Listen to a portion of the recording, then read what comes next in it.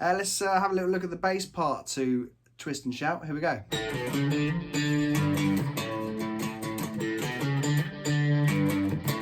All right then, so let's try this. Look, we're going to start on the A string and we're going to go 0, 2, 4, 2 with your first finger, 4 with your third finger, and then you're going to go up to the D string and just 0, 0, open, so, and then you're going to end there with 3, 3, 5, okay, on the E string, so.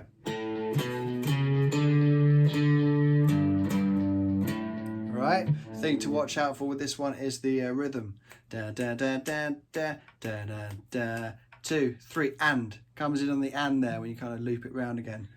So off beat. Try it slow.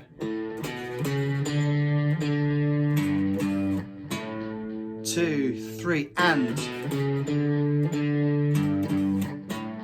2, 3, and. Okay, so off beat there on the and of the 3. All right. 2, 3, and. All right. So that kind of goes along nicely with the chords. All right. Give it a go.